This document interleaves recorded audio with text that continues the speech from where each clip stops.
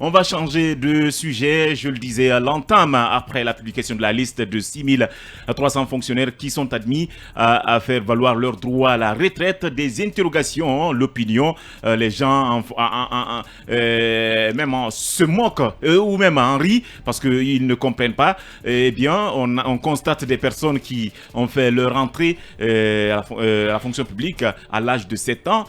D'autres ont même sont nés en 1933. Voilà toutes ces questions qu'on se pose et que l'opinion se pose aujourd'hui. Et nous avons en direct un fonctionnaire qui va s'exprimer sous l'anonymat. Il va essayer de nous expliquer est-ce que ces dates de naissance sont réellement falsifiées ou bien elles sont réelles.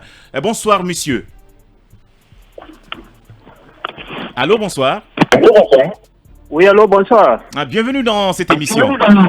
Éloignez-vous un peu de votre poste récepteur. Ou bien vous l'éteignez carrément.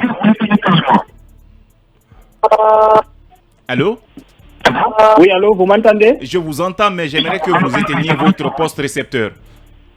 Ah, d'accord, c'est déjà fait. Bien. Voilà, bienvenue dans cette émission. Alors, on parle de la publication de la liste des 6300 fonctionnaires qui sont admis à faire valoir leur droit à la retraite. Mais il y a quelque chose qui a attiré l'attention de tout le monde. C'est concernant des fonctionnaires qui sont nés, par exemple, en 1933. Je parle bien sûr d'une certaine Salematou Camara, mais qui est entrée à la fonction publique en 2019 et finalement on est obligé de la mettre de l'envoyer à la retraite alors qu'elle n'a fait que 2 ans. Est-ce que vous avez quelque chose à nous dire par rapport à ces cas pareils? Voilà, merci pour l'invitation.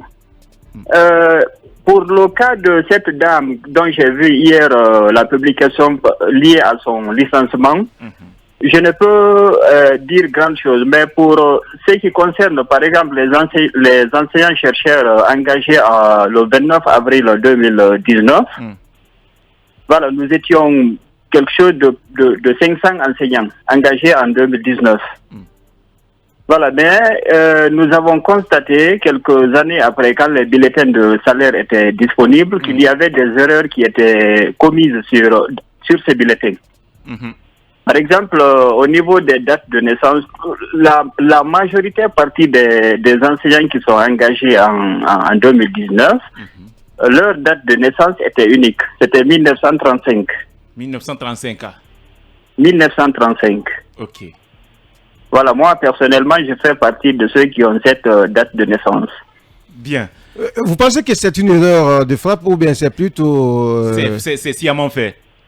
Ou bien c'est... Bon, nous avons appris parce que moi personnellement j'ai mené des démarches au ministère pour la rectification, la correction de cette erreur entre guillemets. Mais parfois nous butons des obstacles. Parfois même il y a des individus qui nous appellent quelque part et qui nous disent bon, écoutez, il va falloir que vous donniez un petit quelque chose pour que nous puissions rectifier ces erreurs. Sans quoi vous risquez rapidement de partir à la retraite. Donc ces conseils entre guillemets, moi personnellement, ont attiré mon attention et finalement même que c'est sciemment fait et que c'est volontairement provoqué soit pour extorquer de l'argent aux pauvres enseignants ou bien pour leur créer des problèmes dans les années à venir. Alors certains pensent que des matricules pareils, des personnes qui sont dans cette situation ont souvent acheté des matricules des personnes soit qui sont décédées, mais en tout cas des anciens matricules. Est-ce que ça ne pourrait pas être aussi le même cas? Bon, je ne peux exactement dire que c'est vrai ou c'est faux, mais moi je voudrais dire qu'il ne faut pas faire l'amalgame. Il y a la plupart des enseignants qui sont engagés, notamment les enseignants-chercheurs qui ont leur date de naissance notée 1935. La plupart de ces enseignants ont d'abord été des contractuels dans des universités pendant plusieurs années. Donc, c'est de la phase de contractuel à la phase d'engagement. Donc, je ne peux pas dire qu'il y a un problème de falsification de dossiers à ce niveau. Vous voyez? Donc, ce n'est pas du tout lié à un problème de falsification pour certains cas. Maintenant, pour d'autres, probablement, il y a des problèmes de falsification ou des problèmes de combine. Oui, mais depuis que cette situation, cette annonce a été faite, quelle a été votre démarche? Vous êtes à quel niveau? Est-ce que vous faites partie de ce lot? Vous dites? Est-ce que vous faites partie de ceux qui sont partis aujourd'hui à la retraite? Parce que vous dites que sur votre bulletin, il est mentionné 1935. Oui, effectivement, sur mon mentionné 1930. Et je ne suis pas le seul. Je ne suis pas le seul. Vous pouvez vérifier ceux qui sont engagés. Déjà, on a vu avec cette dame qui est engagée, a été engagée en 2019. Elle est née, alors qu'on dit qu'elle est née en 1933. Exact. Mais je crois que, bon, je ne sais pas si cette dame relève de l'enseignement supérieur, mais si tel est le cas, moi je dirais que pratiquement c'est des erreurs qui avaient été commises depuis à la base, depuis même la date de notre engagement. Et nous avons entrepris des démarches. Parfois, on nous avait demandé de déposer des documents au niveau des DRH qui devraient les acheminer au ministère pour correction. Pratiquement, pour nous encore, ce n'est pas fait. Et c'est pas si cette dame s'est malheureusement retrouvée dans cette situation pour se faire aujourd'hui retraiter.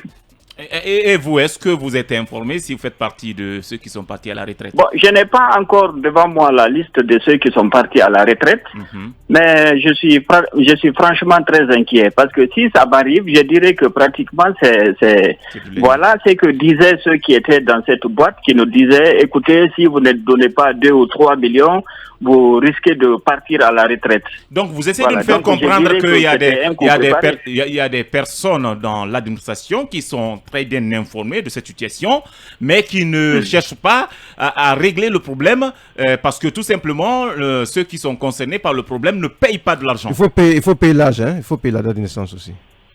Bon, vous savez, c'est le cas spécifique de la Guinée. On crée un problème pour qu'il y ait solution par l'argent, mais moi, je crois que c'est pourquoi j'ai dit dès le départ qu'il ne faut pas faire l'amalgame. Sûrement, il y a des gens qui ont acheté des matricules et à qui on a trompé.